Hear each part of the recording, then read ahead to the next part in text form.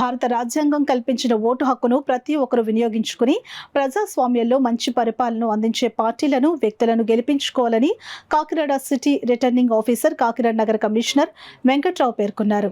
కాకినాడ కల్పన సెంటర్లో గల SMS rotary హాల్లో rotary club Kakinada golden jubilee సమావేశం జరిగింది. రోటరీ క్లబ్ గోల్డెన్ జూబ్లీ అధ్యక్షులు నరహర్ శెట్టి రవికృష్ణ అధ్యక్షతన జరిగిన సమావేశంలో కాకినాడ నగర కమిషనర్, కాకినాడ సిటీ రిటర్నింగ్ అధికారి వెంకట్రావు ముఖ్య అతిథిగా పాల్గొని ఓటు హక్కును గురించి వివరించారు. ఈ సందర్భంగా వెంకట్రావు మాట్లాడుతూ ప్రజలు అంతా స్వేచ్ఛాయుత వాతావరణంలో ఓటు హక్కును వినియోగించుకునేందుకు రాష్ట్ర ఎలక్షన్ కమిషన్ అన్ని ఏర్పాట్లు చేసిందని అన్నారు. ఓటర్లను ఓటింగ్ కేంద్రాలకు తీసుకుని వెళ్లేందుకు ఆటోలను, పోలింగ్ బూత్ల వద్ద టెంట్, వాటర్, వికలాంగులకు వీల్ చైర్లను ఏర్పాటు చేస్తున్నట్లు వెల్లడించారు.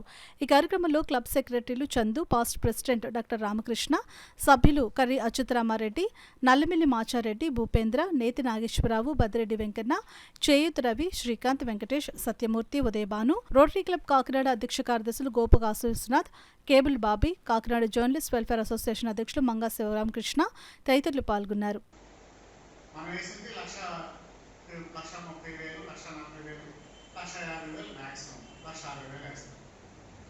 ఓడిన వాడికి గెలిచిన వాడికి మంచి తేడా ఎంత ఉంటుందంటే ఎక్కడ చూసుకున్నా on an average 50 to 60% of the కాన్స్టిట్యూన్సీస్లో 5,000 నుంచి 10,000 మధ్యలోనే ఉంటుంది. ఎక్కడ చూసినా కొన్ని అయితే బిలో 5,000 ఉంటారు, 2,000 ఉంటారు, 1,000 ఉంటారు, రేట్ కేసు పక్కన పెట్టి. అంటే ఒక 5 to 7% కానీ మేధావులు మన వాళ్ళు వెళ్ళి ఓటేసి పెరిగితే చాలా మంది తాలూకా రిజల్ట్సే మారి.